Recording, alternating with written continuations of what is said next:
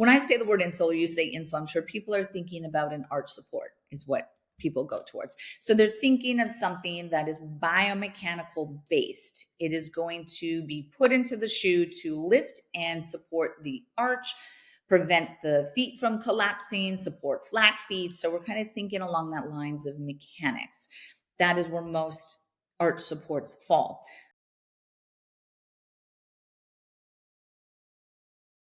Welcome back to another episode of the Peak Performance Life podcast. Today, I am very excited to have Dr. Emily Splichal, a functional podiatrist and human movement specialist, on the line with us. She has taken her conventional medical degree and combined it with years of experience and expertise in human movement and sensory science to found her company, Naboso.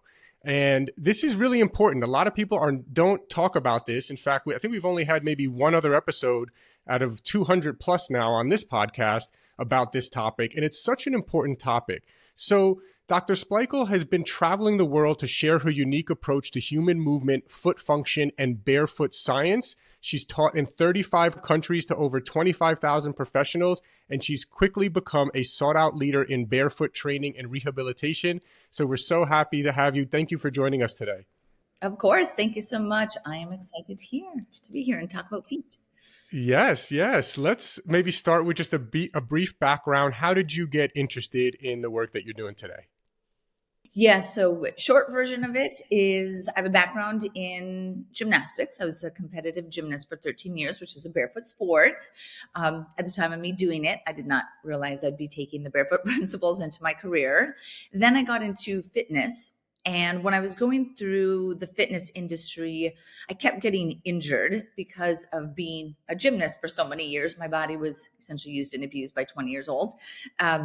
So I realized that I needed to find some advanced degree or profession where I could still be within the fitness industry, because I absolutely love fitness, but one that, again, my body wasn't my tool.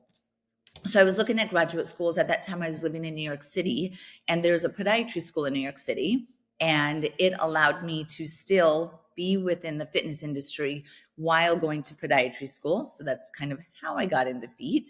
And then what was important is that because I stayed within the fitness industry while going through medical school, it allowed me to kind of question some of the things that I was being told.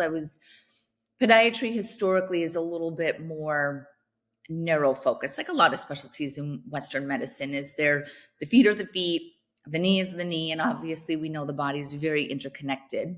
So I started to question and challenge and explore other ways of learning more about the body. That's when I got my master's in human movement.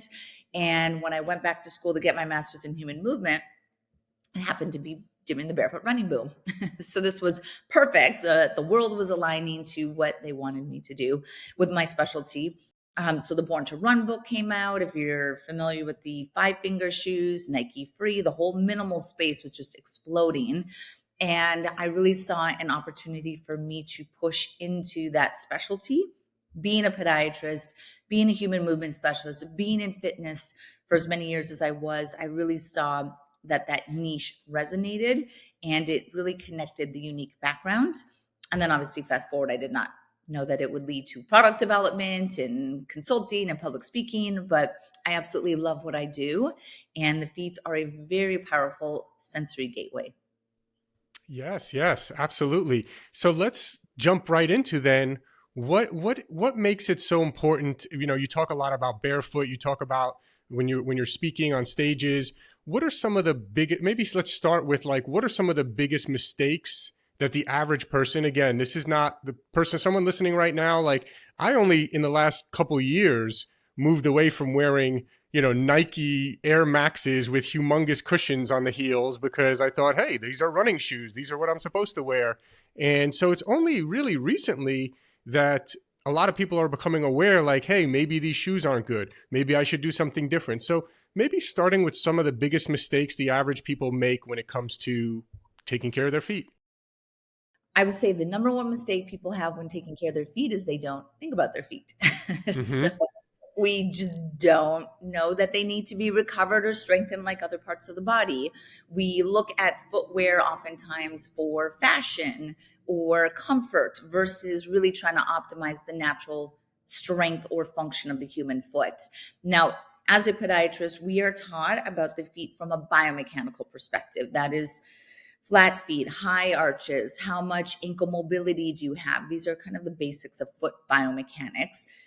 What I do as a functional podiatrist is I try to weave in then the sensory side of the foot. And what's unique about the human foot is that it has thousands of nerves in the bottom, the skin in the bottom of the foot.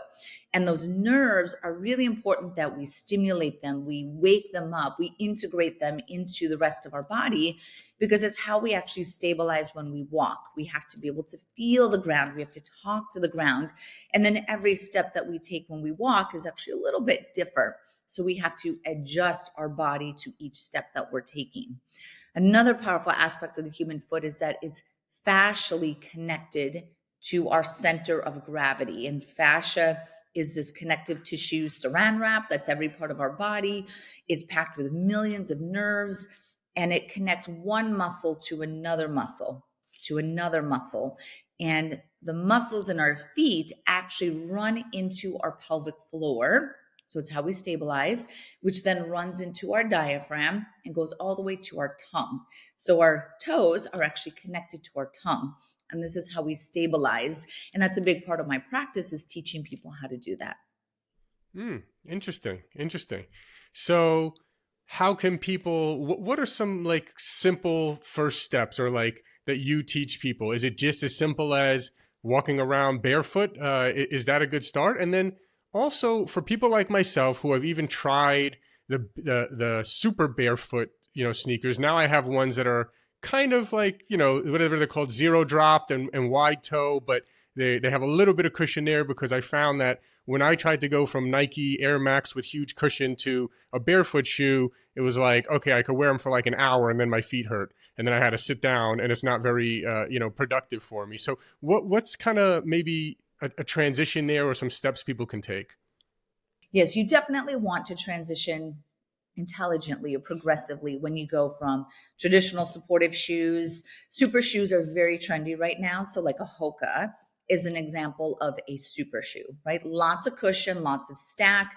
All of that cushion is disconnecting your feet, your nervous system from the ground and all the information that it needs.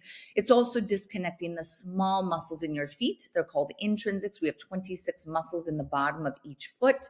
Those play a very important role in stabilizing and controlling each step that we take. So in super shoes, they're not really activated. So it's about waking up the foot muscles. I teach a lot of people how to wake them up. Short foot is an example. If anyone has ever heard that, or you can Google the word short foot, you will get lots of information and videos on how to do it. Balance exercises are a great way to wake up your feet and your foot muscles. And then I teach an exercise called forward lean.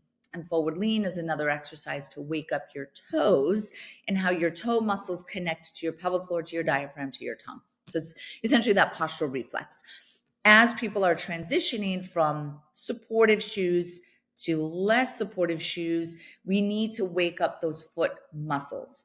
We also have to recover our feet. And I recommend that people recover their feet every morning, every evening when they brush their teeth. Release your feet. At Naboso, we have a product called a neural ball. It's a ball that splits into two pieces.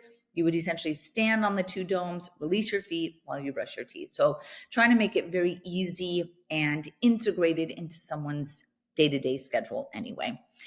The other part that you can do is transition not from a super shoe or a supportive shoe all the way down to the most barefoot or minimal shoe.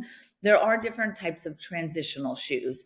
Ultra is a great example of a transitional shoe. On running would be considered transitional. So you're kind of baby stepping it down through different types of footwear that still provide some features of support, but not as minimal as a true barefoot shoe.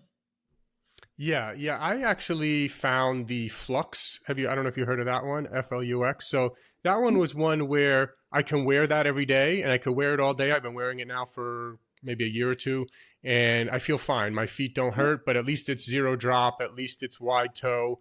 I wouldn't say that it's necessarily a barefoot one, but that's a good step for me. But it's a really important point that you bring up about like the Hoka shoes or whatever that I'm now seeing more and more people have. And typically the people who tell me they're wearing it, they're like, oh, I have plantar fasciitis, or, you know, sometimes it's people who are a little more overweight and need a little bit more relief on their feet. But what you're saying is actually, or at least what I'm interpreting is that that could actually be, yes, it might have some short-term relief, but it could actually be counterproductive in the long run to wear these super cushion shoes. Is that right? Absolutely, 100%. And a lot of these footwear companies push the message that cushion is comfort, which is, it then becomes this misconception that I have to try to break with my patients. And then unfortunately, the podiatry profession is really fed that same information.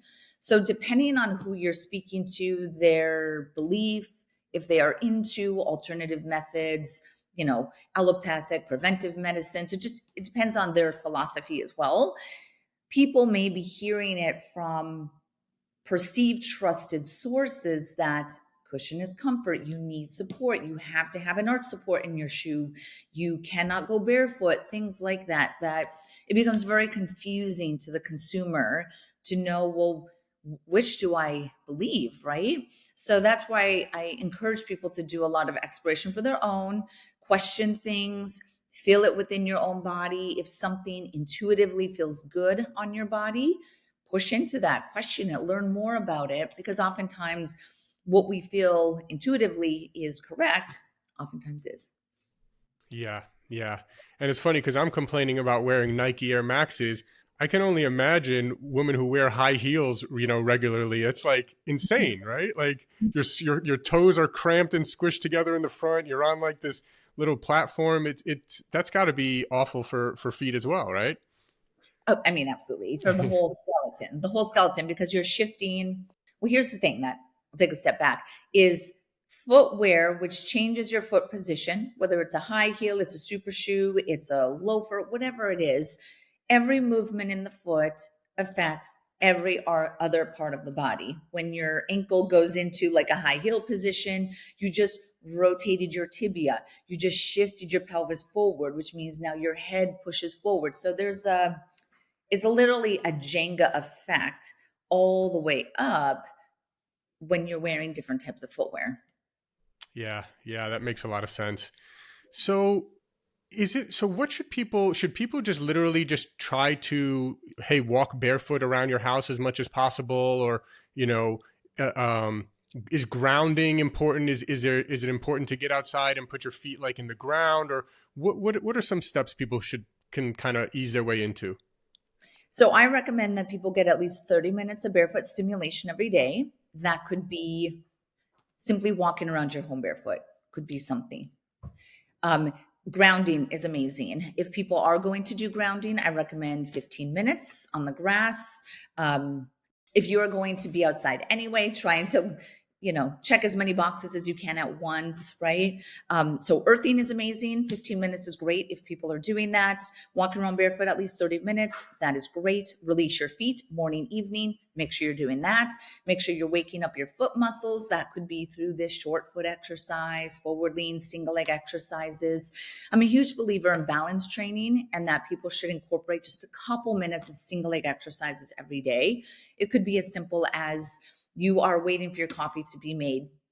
Stand on one foot for 10 seconds and just keep alternating until the coffee's made. Things that are very easy so that people can start to build them into your lifestyle or habits. You can habit stack. I'm a big believer in habit stacking, so that it's really the accumulation of these consistent baby habits that creates the greatest effect on someone's health and longevity, right? And it's a preventive game. It's a long run game. As you know, in your business as well, it's about the small decisions that we make now consistently over a long period of time is what has the greatest accumulative effect.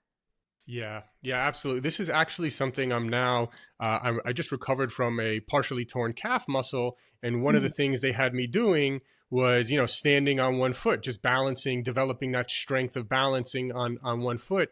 And I'm thinking to myself, why have I never done this before? And then like, even like the one-legged type of exercises, I'm like, man, I've been lifting weights a long time. Why am I not doing more one-legged things, or kind of like just like, yeah, foot strengthening exercises? It's so important, and it's something that so many of us neglect. But I want to go back to what you just mentioned about waking up your feet or releasing your feet. Tell us a little bit more about that. How do we wake up our feet or release our feet? Yes. So waking up your feet, again, you're trying to wake up the nerves in the bottom of the feet. And you have four main types of nerves that are found in the skin in the bottom of the feet and technically on the palm of the hand. So this is very unique skin, palm of hand, bottom of the feet, called glabrous skin or touch skin. So all of the nerves involve touch. These nerves are not the same as the nerves you find on hairy skin. This would be considered hairy skin, glabrous skin, right? These touch nerves are sensitive to texture. That's technically where the Naboso products came in, is through texture. But really, texture is what's called 2-point discrimination. 2-point discrimination is like Braille.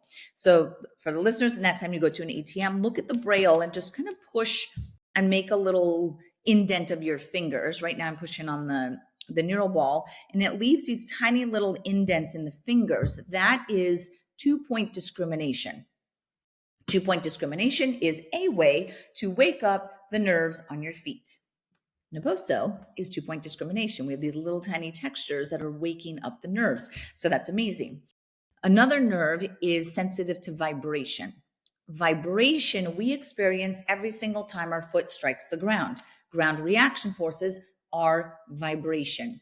So that's where barefoot movement, even around your home, you are feeling these vibration. You might not consciously feel it, right? Because it's not like a whole vibration platform that you can literally see and hear the vibration, but there are vibration forces that are created every time your foot strikes the ground. When you are barefoot, you feel that and experience that. Or you could go towards a full vibration platform. I have a vibration platform in my office. I recommend them all the time to patients. It's a great way to wake up the nerves, wake up the muscles, circulation, bone density. So those are some basic ways that you can start to wake up the feet. And then sometimes I'll do practices where you shut your eyes and you actually really feel and focus down at your feet. And if you were standing with your feet shoulder width apart and you're nice and relaxed, you just start to notice where you have pressure in your feet. And you just kind of notice, okay, do I feel pressure even on both of my feet? Do I feel more pressure in the back of my feet, maybe the front of my feet, the inside, the outside? Do I feel all 10 toes? And you're just doing this mind-body practice, which is very, very important to the way that your brain sees your feet, which is important to how we move. Most people, and I would be curious for the listeners, that think about going downstairs, right? Or when we walk and we step off of a curb.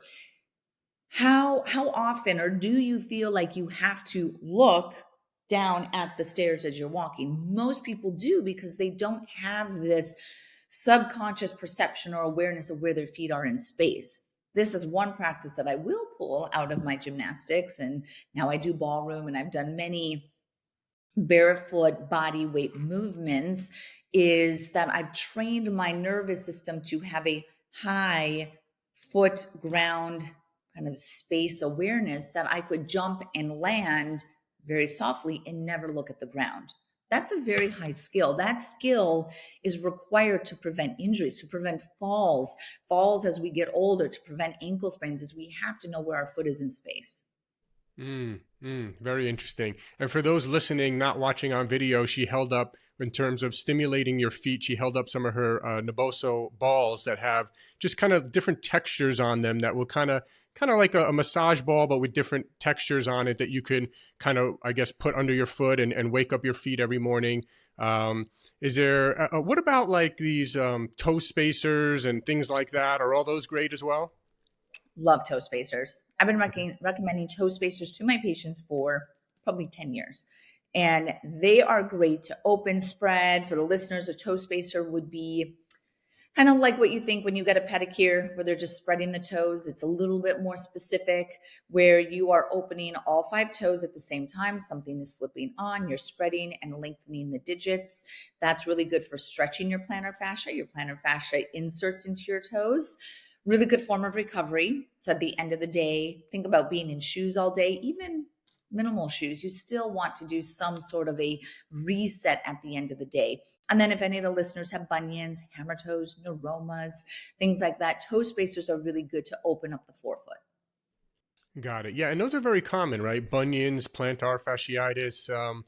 So with bunions, what about like those? There's so many bunion braces or things that are sold that I guess are only working on the one toe. What do you think about those versus toe spacers? So here's the thing about toe spacers, bunion splints, there's a bunion booty, there's all these different gadgets for bunions, is none of them are really going to guarantee reverse the bunion without surgery. It's just not possible. Bunions are a very strong deforming force. It's an imbalance between both bony structure and muscle tendon structures. So it's very, very hard. So I just want the listeners to understand that the goal of these different devices is not necessarily to reverse a bunion. It is to slow the progression of a bunion, prevent bunions, manage it, minimize pain or stiffness within the joint associated with bunions. So that's the way that I would look at it. If someone is using like a bunion splint at night to stretch the big toe, this is a great reset to just keep flexibility and hydration around that joint versus the thought that using that every night that bunion is going to go away. Right. So I think the mindset and the belief behind those products is very important because again, it's another one that is very misleading on the internet. And as we get older, what are the most common foot problems that you see? And I guess obviously some of these things that we're talking about are what should we be looking out for that we should be addressing right now to ensure that as we get older, what are the biggest, most common problems people have? So I would definitely say foot structure, foot integrity. So as we get older, especially women, so this is important for women. So as women are going through menopause and we have changing hormones, obviously estrogen is going to drop, progesterone drops, but estrogen specifically plays a very important role in collagen or connective tissue integrity. So as estrogen goes down, the collagen and the connective tissue, skin, bone, blood vessels, nerves, ligament, tendons, collagen is everywhere in the human body, starts to just lose its strength and integrity. That's where skin starts to drop. Your ligaments become weaker, your tendons become weaker, your bone starts to atrophy. So you can take a foot that has an arch, and as a woman is going through menopause, you can get her arches can fall. It's referred to as adult acquired flat foot. So that's where you had an arch and then you essentially acquire this flat foot. So maintaining foot integrity is very important. That is strengthening the foot muscles, making sure you're maintaining good foot and ankle mobility. Keep your toes connected to your pelvic floor, which was the short foot that we spoke about. Very, very important for that. Another one would be the circulation side. Circulation, this is for both men and women, not just women as they're going through menopause, but protecting the microcirculation of your feet. It is the circulation that brings obviously the nutrients, the oxygen, but also cleans out the bad, the waste, right? So we need to just continuously be circulating the blood throughout our body. In our feet, it's referred to as microcirculation. So the blood vessels are just a little bit smaller, which means it takes a little bit more pressure and effort to get the blood down and the blood back up. Some great ways to support microcirculation is movement. One of the best ways, walking movement. After just 50 steps, you're activating the circulatory pump in the body. 2, texture.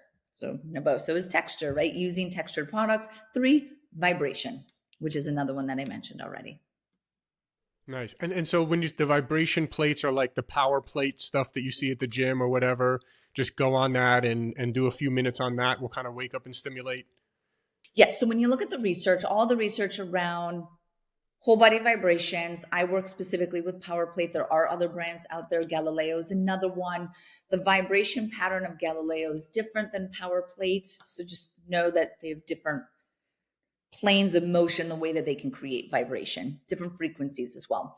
But let's say an example, right? There's a Power Plate at the gym. Maybe you have one, you invest on it. You're spending about 10 minutes on it. Okay. Now, if it is in your home, you could even sit in a chair, put your feet on the plate, let it vibrate, and it's cycling for 10 minutes. You are getting the benefit. You don't necessarily have to stand on the plate. The vibration is coming through the feet. It's inducing very rapid muscle contractions. It's called a vibratory tonic reflex. That's what it's inducing within your muscles. When your muscles contract very rapidly, it generates heat, it creates circulation. Vibration stimulates bone density. Vibration wakes up the muscles. So you get all these benefits, and it can even be achieved just through putting your feet on the vibration platform. I would say do it barefoot. Do not have shoes on when you're doing it, because shoes have cushion, which is going to take away the vibration. I was just going to ask you that because I realize every time I'm at the gym when I hop on, I have my sneakers on. So I feel like it might be a little hard on the feet if you don't have your sneakers on at least. But you're saying that's the right way to do it. Yeah, it's actually not. And I even spoke with and consulted with Power Plate around this and said that we are trying to bring in, and it was a subtle aspect of their programming that it just didn't even, again, people just don't think about feet unless you're like literally in the business of feet. And then people are like, oh yeah, why would I go on a vibration platform with my hookah? Because that's going to damp and take away half the vibration of what I'm trying to bring in, right? Sometimes it's just like, right, take a moment to think about it. Right, exactly. No, I mean, the more I learn about this stuff, the more I'm convinced that like people making sure you take care of your feet. I mean, what's more important than being able to walk and have, right? Like, it doesn't matter when you're 70, 80 years old, you're not going to care, how ripped you are. If you can't walk, right? You're gonna want to make sure that your feet are probably one. I mean, I can't think of a more important part of the body to take care of and have healthy, as you get older. So yeah, I'm very convinced about this. So I think you also, let's talk a little bit about insoles. A lot of people wear insoles. I know you've, I think, developed your own insole. Maybe talk a little bit about the difference between some of the kind of old school generic, maybe Dr. Scholl's, or maybe we won't mention any other brand names, but common ones that are out there versus what you created. Yes. So what most arch supports insoles that are on the market. Well, when I say the word insole, you say insole, I'm sure people are thinking about an arch support is what people go towards. So they're thinking of something that is biomechanical based. It is going to be put into the shoe to lift and support the arch, prevent the feet from collapsing, support flat feet. So we're kind of thinking along that lines of mechanics. That is where most arch supports fall. Over-the-counter arch supports are a great option for those that need moderate control. And then if someone has a little bit more progressed overpronation, maybe the pronation and the ligament laxity is more in the midfoot, maybe they have some more complex things happening in the forefoot, around the big toe, that's where custom orthotics would come in. So custom orthotics through podiatrist, chiropractor, etc. Those are molded to the foot of the individual. So I kind of look there. But again, they're all biomechanical based. At Naboso, which again, everything is based off of texture and sensory stimulation, we have two different types of insoles. We have flat, where they're a couple millimeters thick, and they're just covered in the texture. So they are a sensory layer that we are adding to the shoe to wake up the nerves so that someone can feel their feet. We do also have an arch support insole, but it has the texture on top, because you want to try to keep these muscles awake and stimulated. There is some research that has shown that if we chronically use arch supports, your feet actually become weaker because you become more reliant on the arch support. It's limiting some of the range of motion and the way that your muscles have to slow your foot down or bring your foot back into a stable position. So that's where you can see some of the atrophy. So that's why I like having the sensory with it, because then it's waking up those muscles despite being in an arch support. So two different ways that people can think about insoles, right? Is it a supportive purpose? Is it to wake up the muscles and to actually strengthen the muscles? And then there's a third type that I do want to mention. It's called accommodative. Accommodative insoles are made of like a memory foam. The material is actually called plastizote. This is a trademarked material that is oftentimes it's used in diabetics. So it's people with very sensitive feet. They have maybe fat pad atrophy in their feet, and their feet are very bony, and they have just like pain just standing, like they're standing on their knuckles, is how patients will describe it. That's where I will look at plastizote insoles, which are again accommodative. And it's just about redistributing pressure to make that individual more comfortable. Another great example where the accommodative is great is people who have like a rheumatoid arthritis. Rheumatoid arthritis creates a lot of imbalances in the feet, and all of the joints and the toes just kind of slip off of each other, which expose these different bony prominences and pressure points. So accommodating that pressure is very important. So that's the three ways that you can think of insoles: as arch supports, accommodative, and sensory. And so the insoles that you make have some sort of kind of different material on them that are meant to kind of wake up the feet a little bit. Yep. So it has that same texture. I'll show the neural ball again. And I know some people may not be looking at the videos, but these little tiny pyramids. So for the listeners, imagine a 1 millimeter tall triangle or pyramid that is across the entire insole. That it's not painful because they're small. And the material that we use is stimulating, but not painful. So we've done a lot of dialing it in to make sure that it is actually comfortable, right? That you feel like your foot muscles are actually supporting your foot. And that's the goal behind it. Other big one is any sort of neuropathies, movement disorders, people who have had a stroke, MS, Parkinson's. These individuals don't feel their feet the same way that someone who's maybe younger and healthier and takes their foot awareness and their awareness of the ground for granted. As soon as you start to have some sort of chronic neurological presentation, it becomes very scary to walk because you don't want to fall. You can't feel the ground. So your awareness is muffled to your foot placement. That's very disconcerting to an individual. So that's really a big part of why we developed the Naboso products in the first place, was to help those individuals feel their feet better so that they could walk more confidently. Nice. Amazing.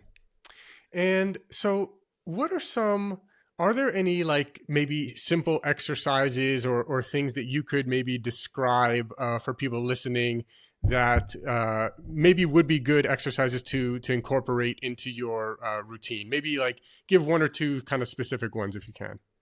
Well, I'll actually give my morning routine if you Perfect. want. Yes.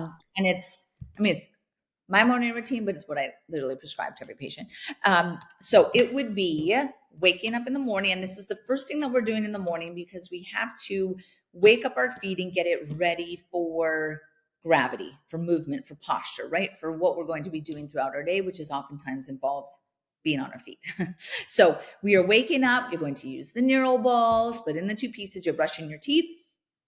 With the neural ball, we teach a 2-minute release. So you stand on 5 points on the bottom of the foot. You hold each point for 20 seconds. Then you go to the next point, 20 seconds, next point. And you do that on both feet. You can do both feet at the exact same time. After you do that, you then move the ball over, you stand on your feet, and I teach people how to set their base or find a stable foundation. So you would lift your toes, feel your foot tripod, which is underneath the first med head, fifth med head heel, spread your toes as wide as you can, and then you're going to slightly rotate into your hips. When you rotate into your hips, kind of like when you squeeze your butt, your hips externally rotate. You're going to do that movement and it will lift the arch slightly. And then you're just going to connect into your toes. You're going to hold that position, stand nice and tall, and you're going to do 5 forward leans. Forward lean, you stand nice and tall, stiff as a board, and then you're going to slightly lean forward. And as you lean forward, your toes are going to grip the ground. This is a reflex. You're not doing it. It's a reflex. Then you go back vertical, lean forward, grip the ground, go back vertical. You do this 5 times. And it doesn't have to be these jarring movements. You're literally thinking of yourself like a tree blowing in the wind. It's kind of how I want it to be. So just a slight sway, and then you're back and a sway. And you're doing that 5 times. Great. Okay. Now, after you do that, then you're standing nice and tall. You're going to do that same gripping of the ground, that same action, but without the lean. You're going to do it on your right foot.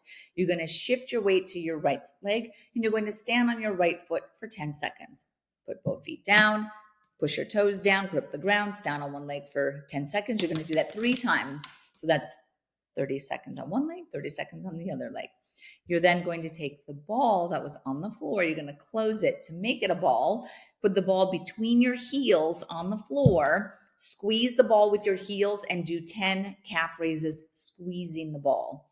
And then you're done. That is your starting routine. So that is going to wake up the circulation, wake up the muscles, stimulate balance, get those toes connected to your core.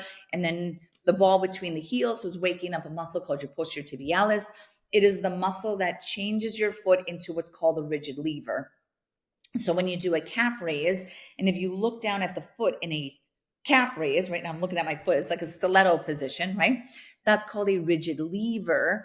That is the most important position that the human foot can create. This lever is how you push forward. It's how you do forward progression when you walk. It's how we go upstairs. It's how you jump, right? So we have to be able to create a stable, rigid lever. The exercise with the ball between the heel was checking that box. Nice, amazing. Thank you for sharing that. And then let's talk a little bit about ankle mobility, because this is another one where I didn't even realize this myself. But I don't really just like, I see this trainer. I have a trainer at the gym, and she will just constantly, whenever she's resting, be like completely squatting down, and she always has her shoes off, and she's just completely squatting down. And my buddy from India is like, yeah, man, when I go to India, everyone's just on the side of the road, like squatting. And it's like, most of us can't do that if we haven't been practicing that over years. And so it's something I can do it with sneakers on, but I'm trying to get there where I can do it barefoot and sit there and not be kind of like strenuating, trying to hold that position. But that's something that I found to be very important. I would imagine like that even has to do with like being able to squat like that. And the reason why I'm not able to do it is mainly because of my lack of ankle mobility. I assume this is fairly common, and what can people do about this? Yes. So many people do not have enough ankle mobility. This is probably because of foot type, maybe modern footwear, lack of making sure the connective tissue and the muscles are flexible or mobile. And then it also has to do a lot with your pelvis as well. So depending on your pelvis and your hip mobility, it can affect your ankle mobility. So you add that all together, you get a lot of people with limited ankle mobility. But some of the best ways that you can support ankle mobility is to release the bottom of the foot. That's that neural ball release I mentioned. The reason for that is your fascia in the bottom of the foot actually blends into and becomes part of your Achilles tendon. And your Achilles tendon is the tendon of your calf. So your calf connects to your plantar fascia. It's one continuous piece. So part of ankle mobility is not just quote unquote stretch your calves. That's only part of the story. So I will have people use toe spacers, that addresses plantar fascia, release the bottom of the foot, hit your plantar fascia, release your soleus. Your soleus is the lower muscle of the calf. Your calf is made of 2 muscles, the gastroc on top, soleus on bottom. 2/3 of your ankle mobility is actually reliant on your soleus, which is why I put more energy into the soleus muscle. I then follow that by going to the top, to the hips, and I release the front of your hips. So you have to get your pelvis into a neutral position. Most of us are very tight in the front of our hips, thinking quads, TFL, hip flexors, those muscles are very tight. We sit a lot, so they're tight. Runners, cyclists, right? Think of certain activities as well. So that's going to pull your pelvis into an anterior position. Because everything is connected, when your pelvis tilts forward, you tighten your whole posterior chain, and now your ankle can't dorsiflex. So we need to make sure that we address it from the top also. Foot type, so people who have flat feet historically will have a little bit more restricted ankle mobility. So you will want to make sure that that ankle stays in a neutral position while you do all of this mobility work. High arches. Also, historically have limited ankle mobility. It's just the nature of the structure of that foot type. So some of it, let's say if we had a room full of people and none of them could do this squat that you're talking about, I would probably categorize them and say, okay, you structurally cannot do it because of just the way that you were designed. And to say that's okay. How do we work with that? Yours is purely because of your hips, your cycling or your sitting or whatever it is what it, right? And then yours would be like, okay, yours is very much foot and ankle focused. Let's get after the bottom of the foot and your soleus. And we would kind of segment them. And I often can determine that when I am doing my movement assessments and I assess the foot and ankle in a patient, because I want people to understand. So for you, let's say it was your foot, just your foot type of how you were born, and that's what it is. I don't want you to be beating yourself up that you can't do that. And you're like, if I just did enough foot and ankle mobility, I could do it, right? I'm very much about people understanding their anatomy and then taking ownership of it and saying, okay, it's not a fault of yours, but like, how do we work with it? Right. And oftentimes I'll tell patients, I'm like, I'm short. I'm never going to slam dunk a basketball, right? I am short, right? How do I work with that, right? What activities are in my favor because of my unique structure? And then I want to educate them that as well through them understanding their structure and their mechanics. Amazing. Amazing. Yeah. And I think as you're talking, I'm just realizing too, I didn't realize actually like the fascia on the bottom of your feet are connected to your Achilles and your calf and all that kind of stuff. And I mean, gosh, I think probably the injury that most males in their 40s and 50s like myself that still want to try to stay active and play sports, and our biggest fear is like the Achilles and these other issues. And I'm just realizing how connected all of this stuff is. And yeah, you don't wake up your feet are asleep, you go play some sport, and you know you're stiff in certain areas, you haven't worked on mobility in certain areas, and then that's where problems can occur. And so yeah, this has just been really eye-opening. Dr. Emily, I really appreciate all the information that you're sharing with everyone. Where can people find your products? Tell us maybe a little bit more about your products and where we could find them. Or if someone says, you know what, I've got plantar fasciitis, or I've had foot problems, or I want to just get in better foot health in general, I want to learn more. Where can they find you, follow you, learn more? Yeah, absolutely. Thank you. Thank you again for the opportunity to speak about this. For Naboso, which again are the textured-based products, all are designed to stimulate the nerves in the bottom of the feet. And we do have some hand products as well. That is at naboso.com, naboso.com, naboso.com. This is all around the world that we ship and have distribution partners, also on Amazon. If you want to follow Naboso on Instagram, it's Naboso_technology. And we have some great use cases with our athletes that use it and clients and clinicians, etc. For myself, my podiatry practice, so I see a lot of patients virtually. Most of my patients are virtual. That website is thefunctionalfootdoc.com, thefunctionalfootdoc.com. That same handle would be my Instagram. So people can go to thefunctionalfootdoc on Instagram. I have a couple books that are out if people want to explore that. First book is called Barefoot Strong. Second book that released a month ago is called Sensory Sapiens. Both of those are available on Amazon all around the world.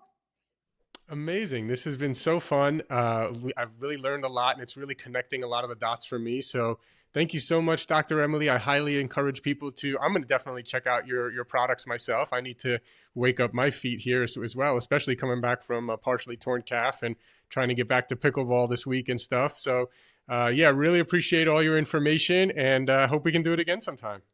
Thank you so much. It was such a pleasure. Thank you. Thanks for listening. If you enjoyed the episode, can you please leave us a rating or review and subscribe? I've realized that while we have actually increased our downloads a lot, we're actually getting a lot of downloads, which I'm really happy about. We actually have very few ratings. And I realized that I've never asked people really to rate much. So I'm asking you now if you could please rate and review and subscribe. And if you enjoyed the episode, please forward it along to anyone that you think will get value out of this. Also, if you haven't checked out our line of products at buypeakperformance.com, you get 20% off your first order. That's www.buypeakperformance.com. peakperformance.com.